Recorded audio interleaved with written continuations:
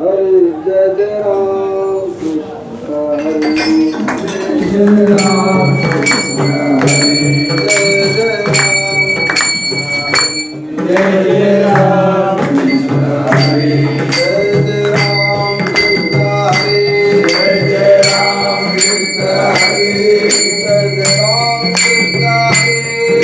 राम कृष्ण हरे जय राम कृष्ण हरे जय जय राम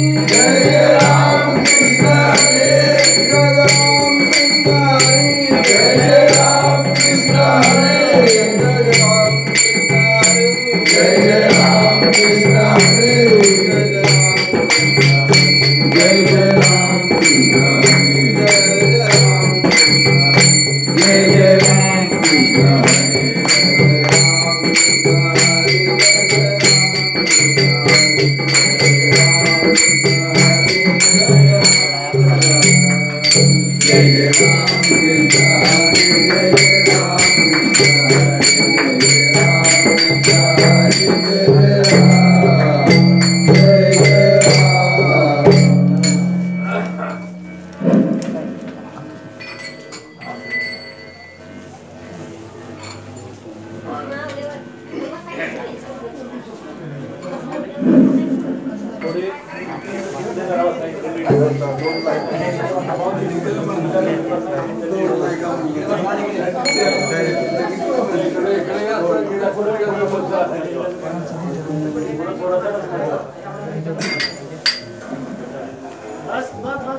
हरे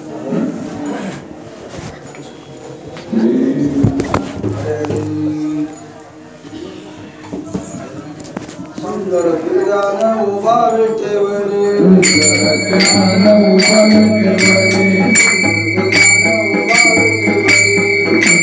ज्ञान उभा विठेवरी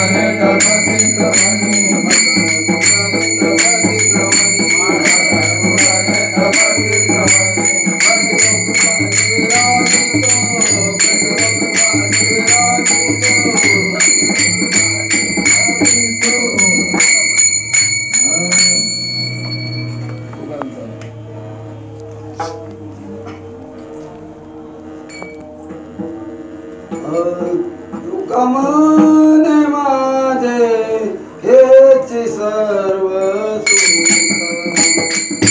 तुकमने माझे हेच सर्व सुख तुकमने माझे हेच सर्व सुख तुकमने माझे हेच सर्व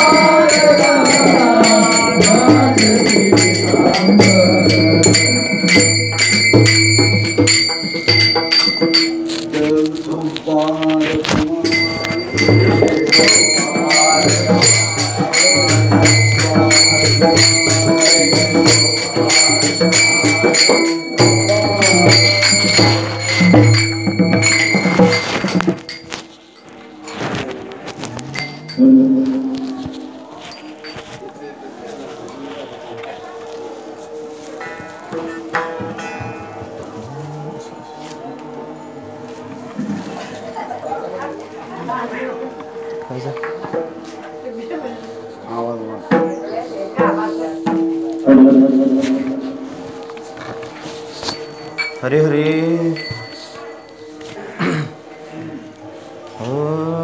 राम कृष्ण हरे राम कृष्ण हरे जय जय राम कृष्ण हरे जय जय राम कृष्ण हरे जय जय राम कृष्ण हरे जय जय राम कृष्ण हरे हरे राम कृष्ण हरे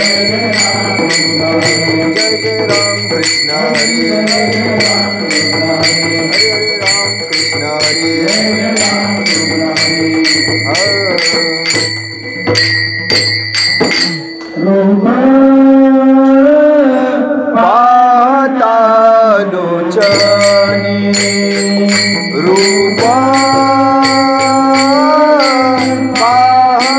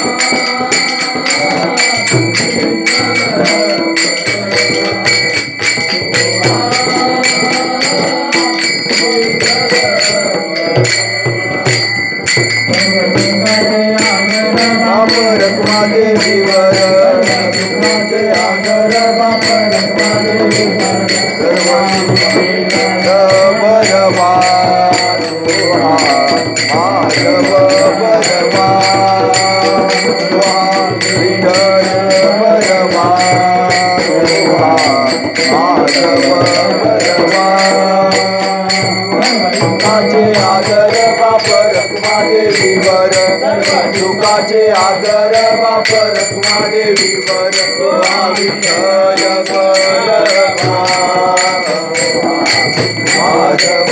बलवा माधव बलवा विठ्ठल बलवा तो माधव बलवा विठ्ठल बलवा माधव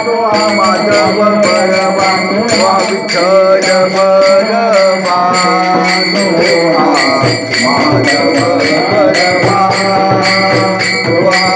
विठ्ठल बलवा माधव बलवा विठ्ठल बलवा तो माधव बलवा विठ्ठल बलवा तो माधव बलवा विठ्ठल बलवा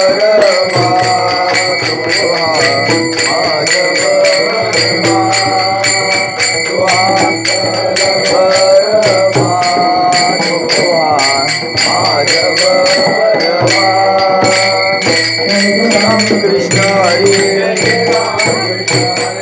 जय राम कृष्ण हरी जय राम कृष्ण हरी जय जय राम कृष्ण हरी जय जय राम कृष्ण हरी जय जय राम कृष्ण हरी जय जय राम कृष्ण हरी जय जय राम कृष्ण हरी जय जय राम कृष्ण हरी जय जय राम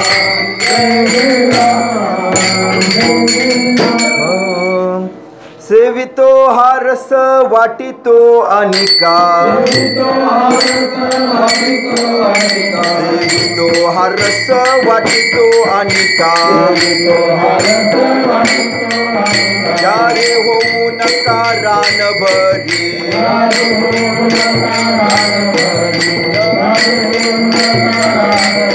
विटेवरी ज्याची पाऊले समान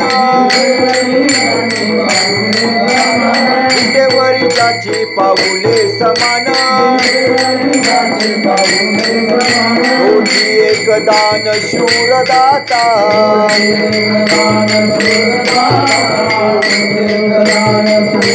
मनाचे संकल्प पाववील सिद्धी मनाचे संकल्प पाववील सिद्धी धरी राहे बुद्धी याचे पाये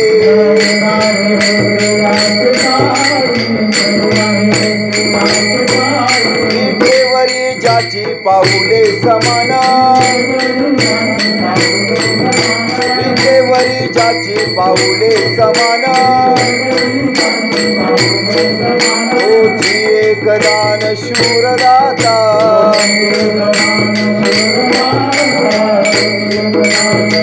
तुका मने मज धाडिले निरोपा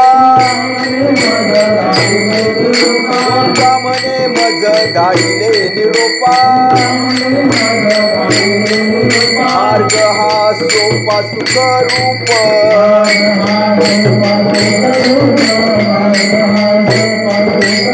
विटेवरी ज्याची पाऊले समान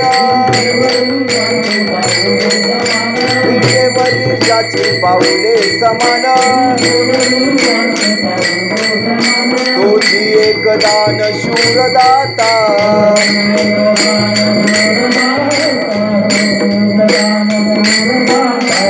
गोपाल कुमार जय जय गोपाल कुमार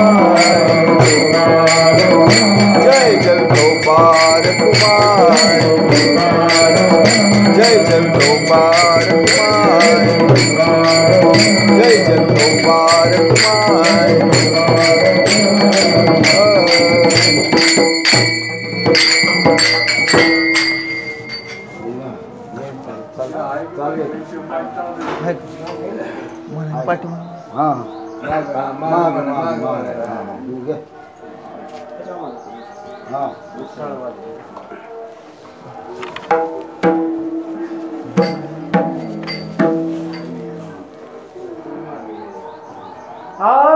सेवितो हारच वाटितो अनेका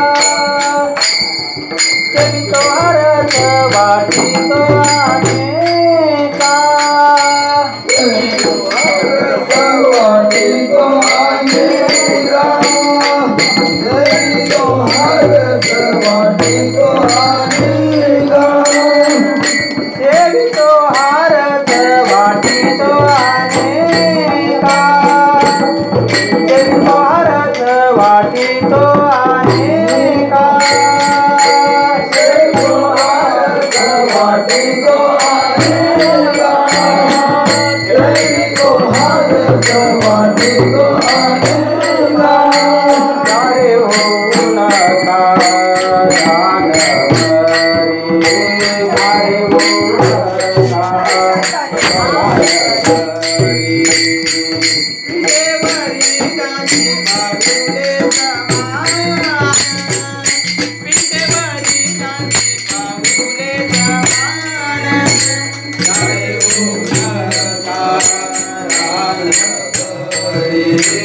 सारे होऊ नका दानवरी सारे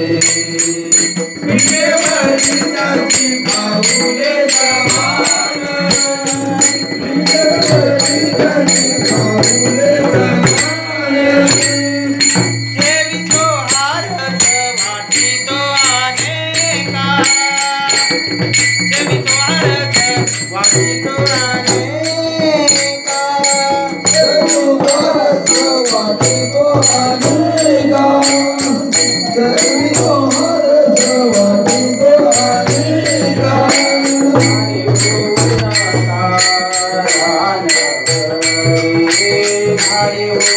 नका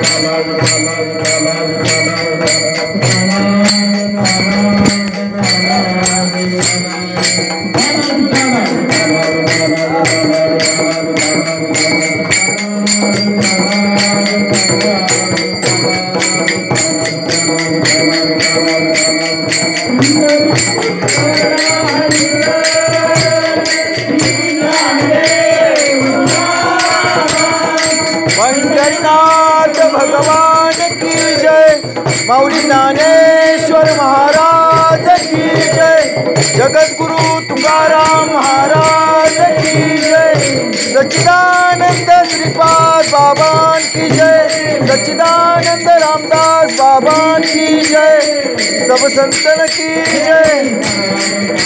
विठ्ठल विठ्ठल विठ्ठल विठ्ठल विठ्ठल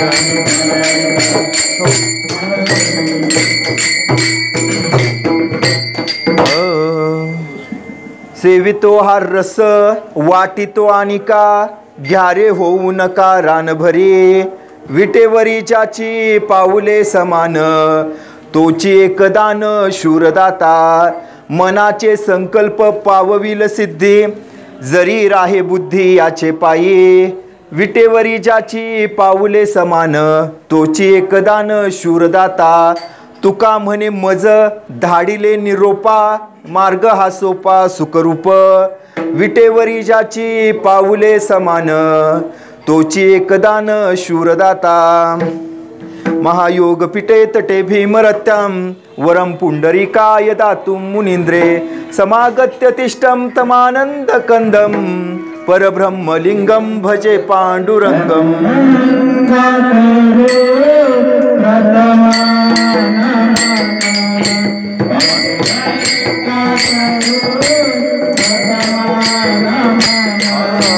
पांडुरंगा करू प्रथम नमन, पांडुरंगा करू प्रथम नमन,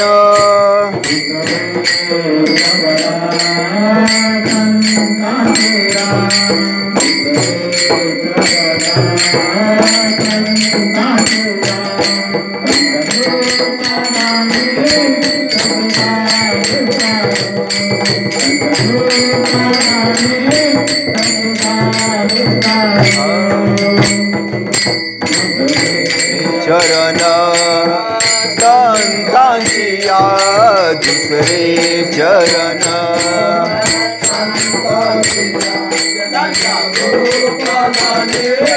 कथेचा विस्तारू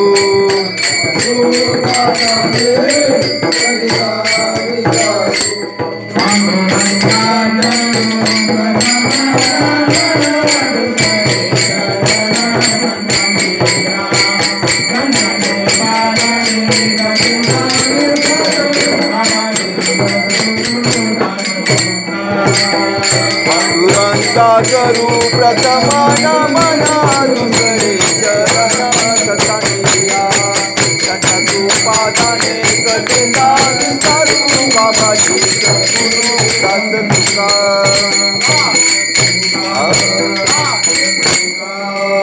पांडुरंगा करू प्रथम नमन दुसरे चरण संतांची या त्यांच्या कृपादाने कथेचा विस्तारू बाबाजी सद्गुरू दास तुका ओम नमोजी आद्या वेद प्रतिपाद्या जय जय स्वसंवेद्या आत्मरूपा देवा तुची गणेशू सकलार्थमती प्रकाशू म्हणे निवृत्ती दासू अवधारी जोजी आत्मरूप गणेशू केली स्मरण होय सकळ विद्येचे अधिकरण तेची वंदू श्रीचरण श्री गुरूंचे ते नमस्कारून आता प्रस्तुत प्राप्त प्रसंगी आजच्या सेवेचं नियोजन सर्वांना ज्ञातच आहे.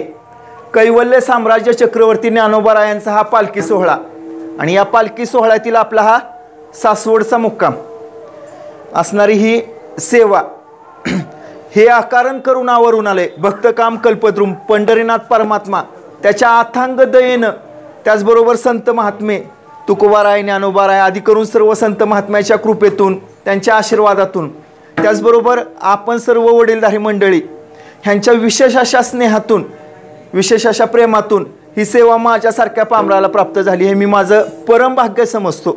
विठ्ठल विठ्ठल.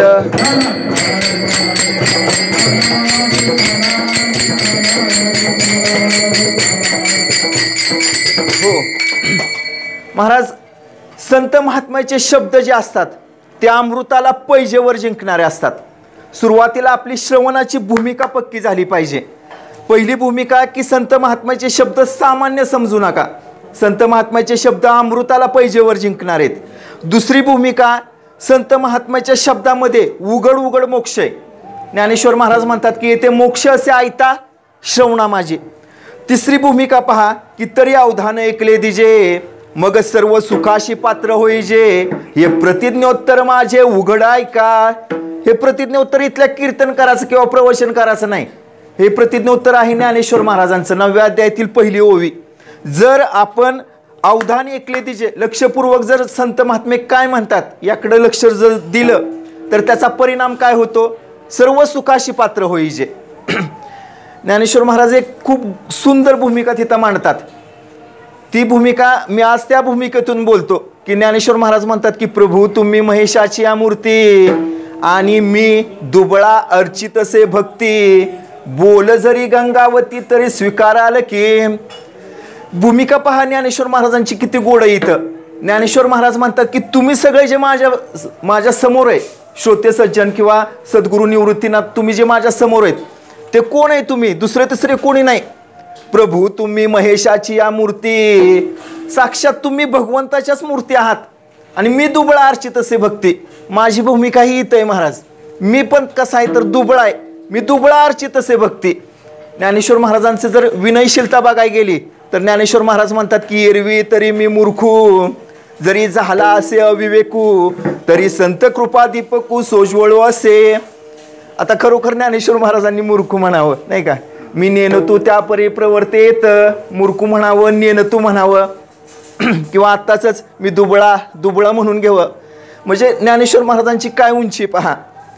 मी नेनतू त्या परी प्रवर्तेत याच्या पाठीमागचा एक दृष्टांत सांगतो की टिटुबू चांचुवरी मापे सुये सागरी मी नेनतू त्या परी प्रवर्तेत. ज्ञानेश्वर महाराज दृष्टांत देतात की समुद्रानं काय केलेलं असतं, टिटवीची अंडी गिळलेली असतात.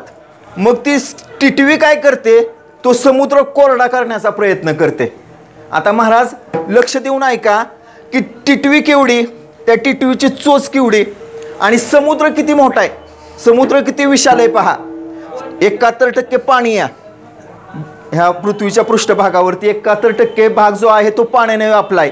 पण टिटवीनं काय प्रयत्न केला की टिटुबू चांचुवरी मापे सुये सागरी. माप कशाचं आहे, चोचीचं माप आहे. एक चोच भरायची पलीकडे नेऊन टाकायची, एक चोच भरायची पलीकडे नेऊन टाकायची. मी नेन तू त्या परी. आता टिटवी तर जाणते का महाराज, नाही जाणून तिचा प्रयत्न आहे का, नाही. जाणून जर प्रयत्न करायला गेलं ना तर ती म्हणणार माझ्याच्याने हे काम शक्यच नाही महाराज. एवढा मोठा समुद्र जाणून जर प्रयत्न केला ना तर तुमच्या आमच्याला परमेश्वराची भेट होणं महाराज शक्य आहे का, किंवा तुमच्या आमच्याला ते संत महात्मे दयेचे सागर भेटणं शक्य आहे का, नाही. कधी कधी नेमतेपणानं प्रयत्न करणं गरजेचं असतं. जसं मग ज्ञानेश्वर महाराज आपल्याला ती भूमिका सांगतात की मी नेन तू त्या परी प्रवर्ते येतं. प्रत्येक वेळेस जाणूनच प्रयत्न करावा असं काय लिहून कुठं ठेवलेलं नाही. मी नेन तू त्या परी प्रवर्ते येतं. म्हणूनच मी या भूमिकेतून कीर्तनाला सुरुवात करतो की मी दुबळा किंवा इरवी तरी मी मूर्खू, किंवा मी नेन तू त्या परी प्रवर्ते येथ विठ्ठल विठ्ठल.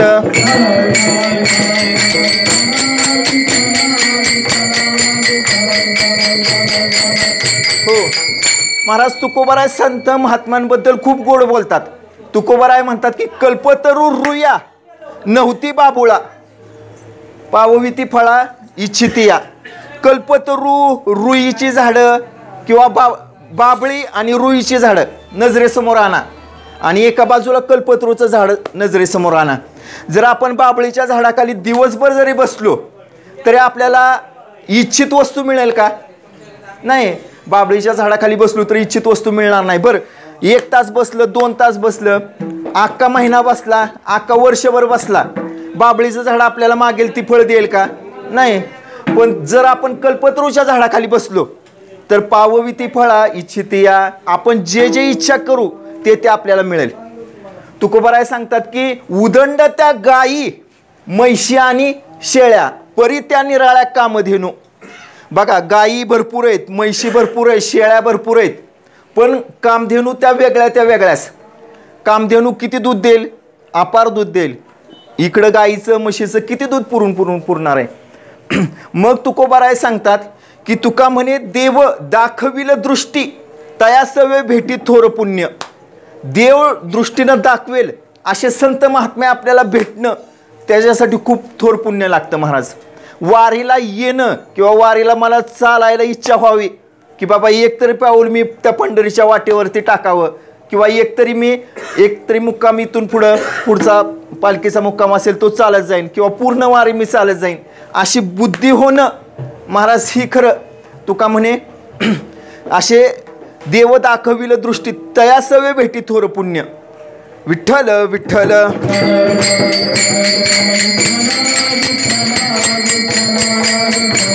हो महाराज आपणा सर्वांचं पुण्य या ठिकाणी फळाला आलंय, म्हणून आपल्याला इच्छा झाली आहे की आपण वारी केली पाहिजे, आपण संत महात्म्यांच्या सोबत चाललं पाहिजे. तुकोबाराय एका अभंगामध्ये सांगतात की संत आणि जन ह्यांना कधी समान भजू नका. अभंग कसा, दह्याची पोटी निघे ताकलोनी दोहोसी समान मानू नये एका मोले दोन्ही मागू नये. दह्याची पोटी निघे ताकलोनी. दह्याच्याच पोटातून काय निघतं, ताक पण निघतं आणि लोणी पण निघतं. पण एका मोलानं दोन्ही मानून चालेल का, मागून चालेल का, नाही. मला ताक पण त्याच मोलानं द्या आणि मला लोणी पण त्याच मोलानं द्या असं करून नाही महाराज चालणार. किंवा पृथ्वीची पोटी हिरा गारगोटी दोहोसी संसाठी करू नये. पृथ्वीच्याच पोटातून गारगोटी पण निघाली आणि पृथ्वीच्या पोटातून हिरा निघालाय आणि दोहोसी संसाठी करू नये. आदला बदल करून चालेल का, महाराज मला हिरा भेटलाय बरं का, तो हिरा तुम्हाला घ्या आणि तुमच्या जवळची गारगोटी मला द्या, असं करून चालेल का, नाही. किंवा तुकोबाराय सांगतात आकाशाचे पोटी चंद्र तारांगणे दोहोसी समान पाहू नये. आकाशाच्याच पोटी चंद्र पण आहेत आणि चांदण्या पण आहेत, पण दोघांना समान म्हणून चालेल का, नाही. तुका म्हणे तैसे संत आणि जन दोहोसी समान भजो नये. तसं ही दृष्टांत देऊन तुकोबाराय सांगतात की संत आणि जन ह्यांना कधी समान भजू नका.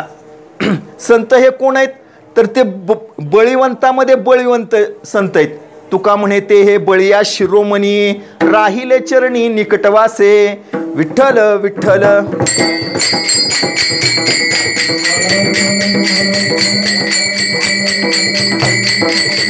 हो महाराज, संतांचा महिमा तो बहुदुर्गम, शाब्दिकाचे काम नाही येते.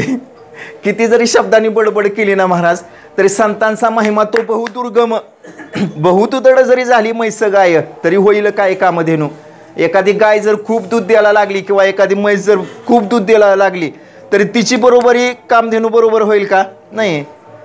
बहु अवघड असे संत भेटी. संतांची भेट होणं महाराज हे अवघड आहे, संतांची कृपा होणं हे अवघड आहे. पण आज आपण त्या कृपेचा अनुभव घेतोय आणि हाच अनुभव आपल्याला आलेला दिव्य अनुभव तुकोबराय ह्या अभंगामध्ये प्रतिपादन करून सांगतायत. अभंग आहे सेवितो हा रस वाटितो आणि का. मी काय करतोय तर हा रस सेवन करतोय आणि हा रस तुम्हाला वाटतोय, तुम्ही घ्या, रानभरी होऊ नका. आपल्या अभंगाचं प्रथम चरण.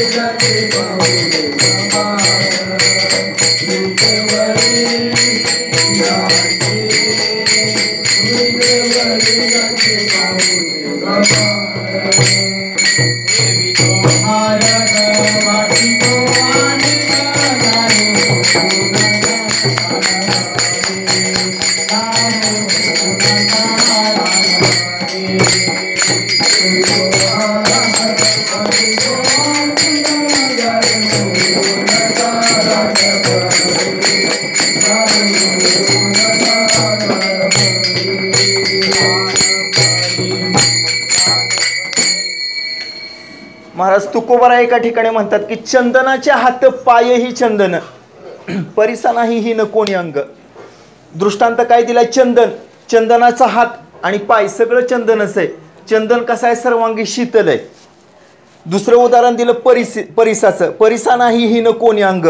जर एखाद्या वस्तूला, लोखंडाच्या वस्तूला जर परिसाचा स्पर्श झाला तर ती पूर्ण लोखंडाची वस्तू जी आहे ती शुद्ध सोन्याची होत असते. तिसरा दृष्टांत तुकोबाराय देतात की दीपा नाही पाटी पोटी अंधकार. चौथा दृष्टांत सर्वांगी साखर अवघी गोड. तिसरा दृष्टांत पहा की दीपा नाही पाटी पोटी अंधकार. दिव्याच्या पुढं आणि मागं अंधार असतो का हो? कधीच नसतो. सूर्याच्या पुढं घ्या, सूर्य सगळ्यात मोठा दिवा. सूर्याच्या पुढं पाठीमागं वर खाली अंधार आहे का? नाही. दीपा नाही पाटी पोटी अंधकार. चौथा दृष्टांत सर्वांगी साखर अवघी गोड. साखर कशी असते तर सर्वांगी गोड असते. तुका म्हणे तैसा सज्जनापासून पाहता अवगुण मिळेची ना. हे जे 4 दृष्टांत सांगितले ते कशासाठी सांगितले तर संत महात्म्याच्या दृष्टीने सांगितले. तुका म्हणे तैसा सज्जनापासून पाहता अवगुण मिळेची ना. सज्जनांच्या जवळ कुठलाच अवगुण नसतो. जसं दिव्याच्या पुढं अंधाराची गोष्ट बोलता येत नाही, साखरेच्या पुढं कडू गोष्ट बोलता येत नाही. साखर जशी सर्वांगी गोड आहे तसे संत महात्मे साखरेप्रमाणे गोड आहेत.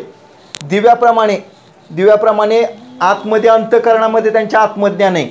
परिसाप्रमाणे आपल्याला ते शुद्ध करणार आहेत. आणि चौथी गोष्ट जी सुरुवातीची सांगितली, चंदनाप्रमाणे आपल्याला शीतलता प्रदान करणारे संत आहेत. विठ्ठल विठ्ठल.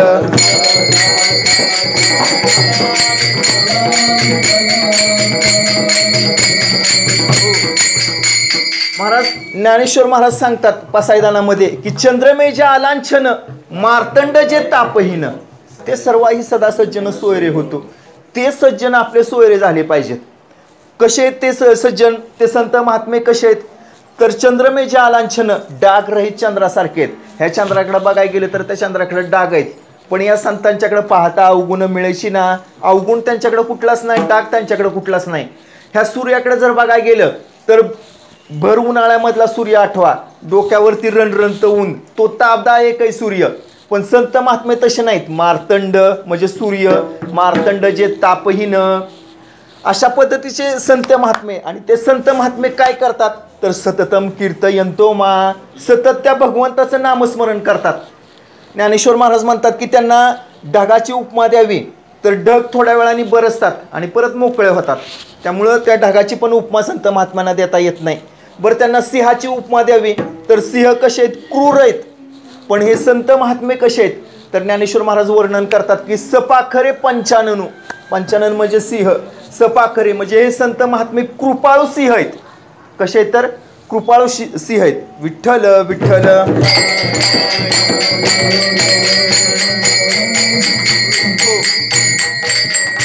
तर महाराज संत महात्मे हा रस सेवन करतायत. आपण रानभरी झालं नाही पाहिजे, आपण त्यांच्या सोबत चाललं पाहिजे. जसं आपण दिंडीमध्ये चालतो, संत महात्म्यांच्या सोबत चालतो, त्या पद्धतीनं आपण चाललं पाहिजे, रानभरी झालं नाही पाहिजे. ज्ञानेश्वर महाराजांचं दृष्टांत आहे पहा. ज्ञानेश्वर महाराज म्हणतात की तैसा हृदयामध्ये मी रामू असता सर्व सुखाचा आरामू की भ्रांतासी कामू विषयावरी. विषयावरती चित्त असणं म्हणजे रानभरी होण्याची अवस्था आहे महाराज. विटेवरी ज्याची पाऊले समान तो भगवंत कुठं आहे? ज्याची पाऊलं समान आहेत विटेवरती तो भगवंत आपल्या हृदयातच आहे.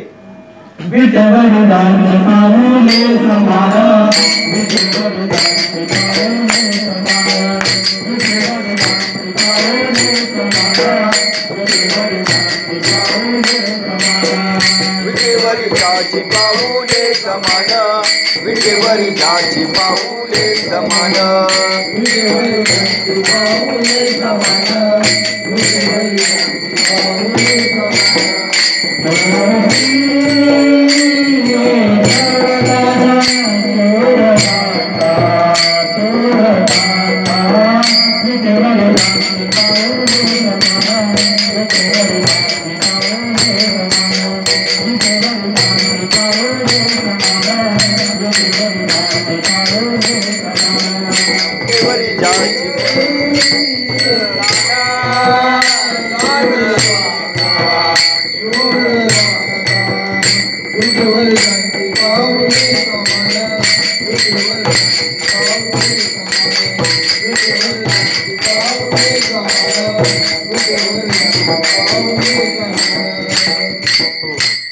तोची एक दानशूर दाता.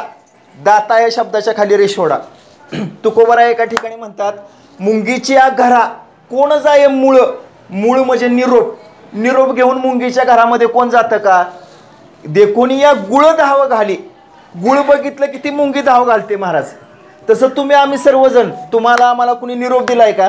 ज्ञानेश्वर महाराजांनी तिकडून पत्र पाठवलं आहे का की या माझा पालखी सोहळा चाललाय, मी चाललोय पंढरीनाथाच्या भेटीला, चला. मुंगीच्या घरा कोण जाय मुळ देखून या गुळ धाव घाली. तुकोबाराय तिथं म्हणतात, याचे का विन काय खोळंबला दाता तोची धावे हिता आपुलिया.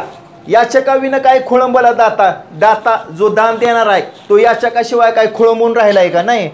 तोची धावे हिता आपुलिया, जो याचक आहे तो आपल्या हितासाठी धाव घेत असतो तिकडं, त्यानं धाव घेतली पाहिजे. उदकानं म्हणे काय मज खावे, भुकेला तो जाय चोजवित. अहो ज्याला भूक लागली, आता आपण बघतोच ना कुठं जे वाटप वगैरे चालू असेल, आपल्याला भूक लागली, तहान लागली, आपण घेतो. उदकानं म्हणे काय मज खावे, ते म्हणतं का मला खा मला खा. भुकेला तो जाय चोजवित, भुकेला तिकडे धाव घेतो. याचक दात्याकडे धाव घेतो, मुंगी गुळाकडे धाव घेते, किंवा व्याधी पिढीला धावे वैद्याची घरा रोगाच्या परिहारा आपुलिया. ज्याला व्याधी झाले, ज्याला आजार झालाय, तो कुठं धावतो? वैद्याच्या घराकडे धावतो. तसं तुकोबाराय म्हणतात की ज्याला आपलं हित करून घ्यायचंय तोची धरी प्रीत हरिकथे. तुका म्हणे जया आपुले सोहित तोची धरी प्रीत हरिकथे. विठ्ठल विठ्ठल.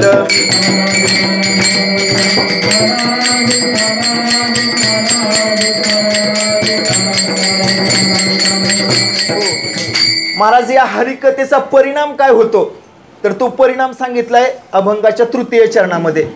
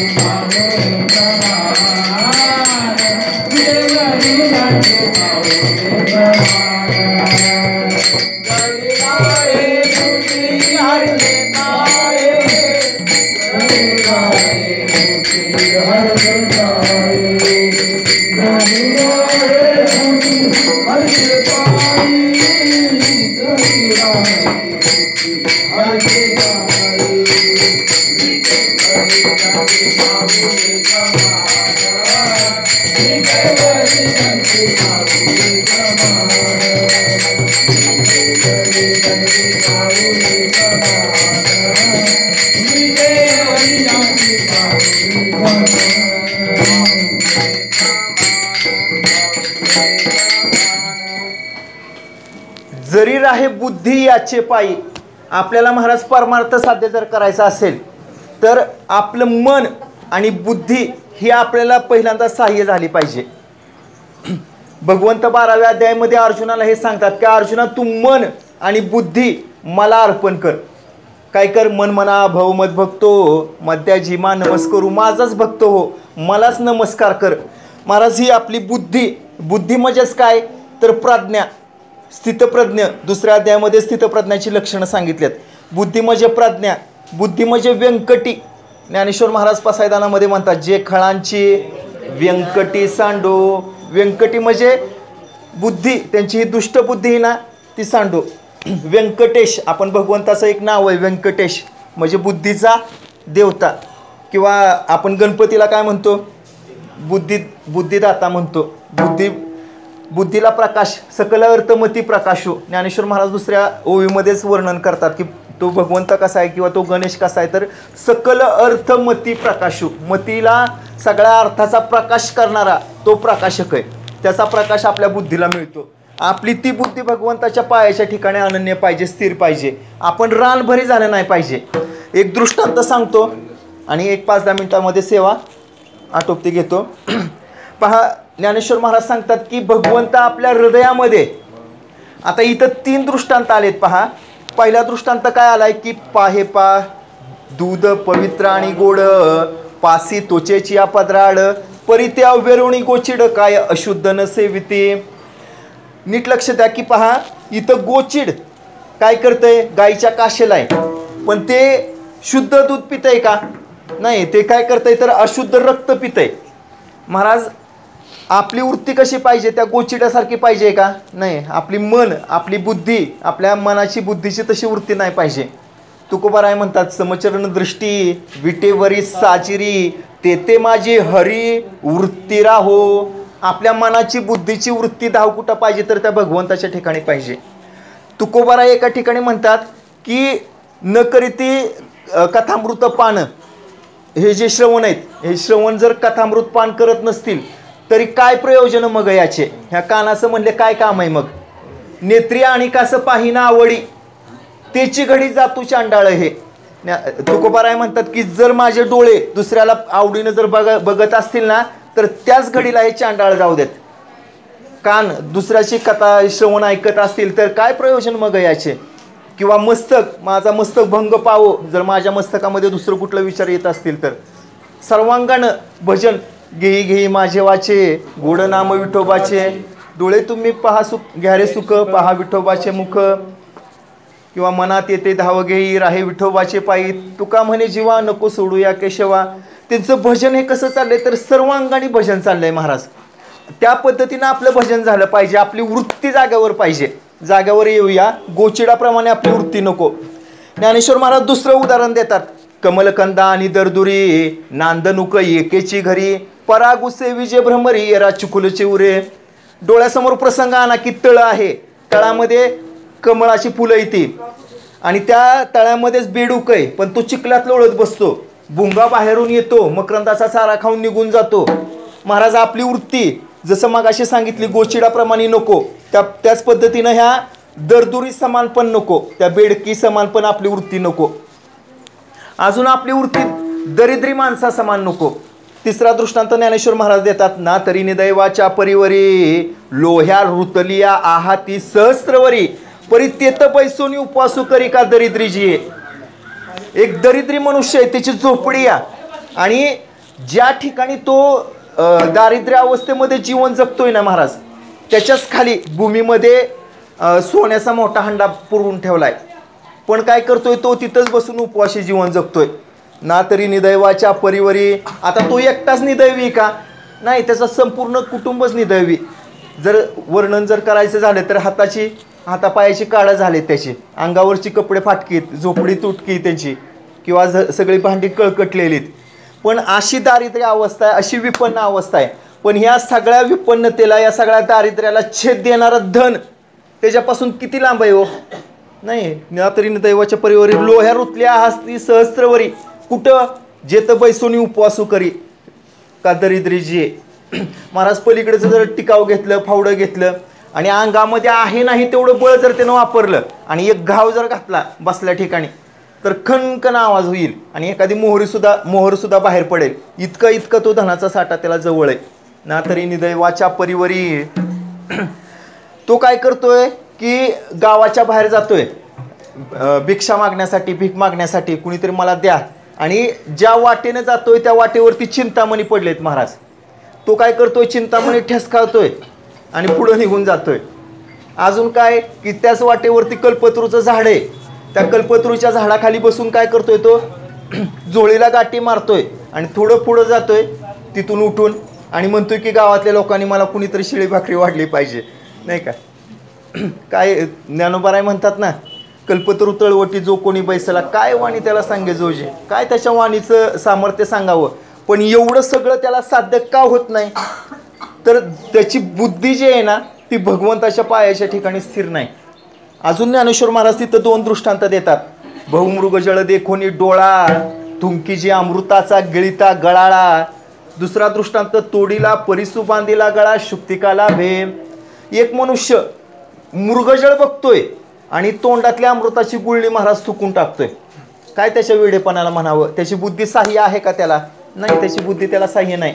किंवा तोडीला परिसू बांधीला गळा शुक्तिका लाभे, गळ्यामध्ये वाडवडिलांनी परीस बांधून ठेवलाय, पण त्याला माहीतच नाही की हा परीस आहे म्हणून. चकाकताना दिसते शिंपली समुद्राच्या किनाऱ्याने जाताना, आणि मग तो काय करतो, ते शिंपली घेतोय गळ्यात बांधतोय, आणि परीस आहे ना, नाव ज्यावेळेस खोल समुद्रामध्ये जाते भिरभिर भिरभिर भिरकावतोय तो परीस आणि फेकून देतोय. मला सांगा आता त्याला तो परीस माघारी मिळेल का? किती लाख मोलाची गोष्ट त्यानं वाया घालवली. जरी राहे बुद्धी हरीचे पाय, आपली बुद्धी त्या भगवान परमात्म्याच्या ठिकाणी अनन्य राहिली पाहिजे. विठ्ठल विठ्ठल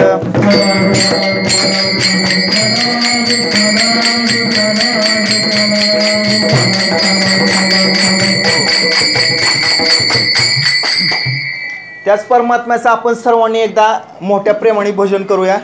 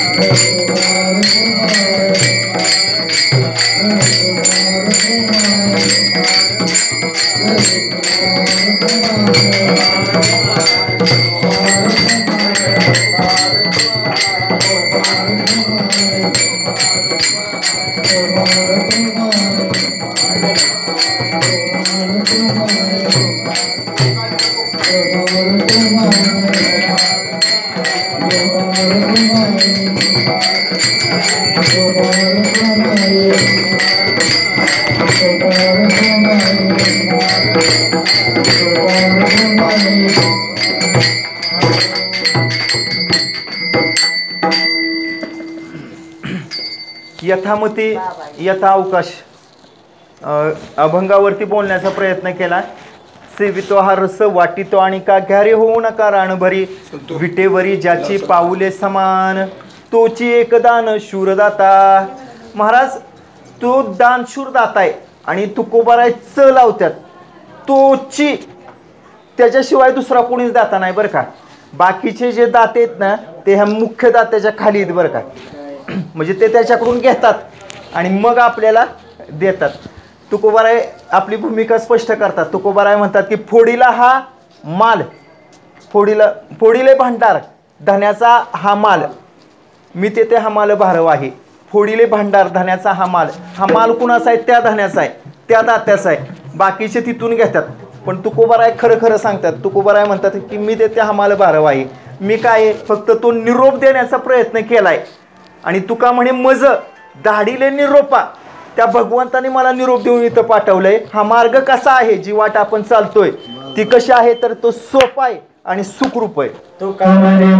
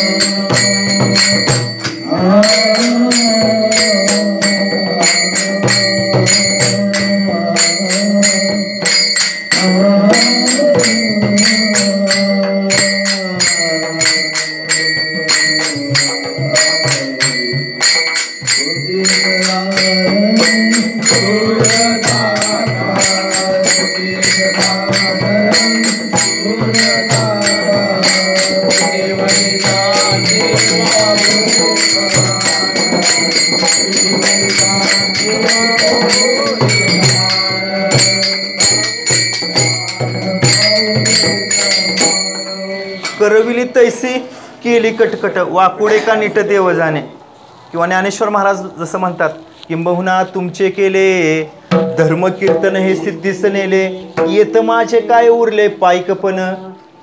असो, या ठिकाणी मृदंगाची खूप अशी गोड साथ देणारे आमचे परममित्र अभिमन्यू महाराज जाधव हे उपस्थित आहेत. त्यांच्या चरणी ही सेवा अर्पण करतो. त्याचबरोबर आमचे मित्र सचिन महाराज लोखंडे तळ्याचे, प्रत्येक ठिकाणी महाराज त्यांचे खूप सुंदर आणि गोड असे साथ असते जिथं जाईल तिथं. त्याचबरोबर आपण सर्व गावकरी की ज्यांच्या प्रेमातून मला ही सेवा प्राप्त झाली, आई वडील किंवा माहेर जरी म्हटलं तरी चालेल, ते संत हे माझं माहेर जसं म्हणतात त्या पद्धतीनं आपल्या सर्वांच्या चरणी ही सेवा अर्पण करतो. त्याचबरोबर जगताप कुटुंबीय त्यांचीसुद्धा दरवर्षी प्रतिवर्षी आपल्याला खूप उत्कृष्ट अशी इथं मुक्कामाची सोय असते. 2 दिवस आपला मुक्काम हा ठरलेलाच असतो. या ठिकाणी त्यांच्या चरणी ही सेवा अर्पण करतो. भगवंताला प्रार्थना करतो की त्यांची उत्तरोत्तर प्रगती होत राहो, भरभराट होत राहो. त्याचबरोबर साऊंड सिस्टीम ही खूप सुंदर आहे. विनेकरी आमचे खूप सुंदर असं दिंडीमध्ये खरंच विनेकरी खरंच आपल्याला खूप छान लाभलेत. त्यांची पण त्यांच्या चरणी सेवा अर्पण करतो. जर कुणाचा चुकून नामोल्लेख राहिला असेल बाबांच्या चरणी अर्पण करतो, दादांच्या तात्यांच्या. आणि या ठिकाणी सेवेला पूर्णविराम. ज्ञानेश्वर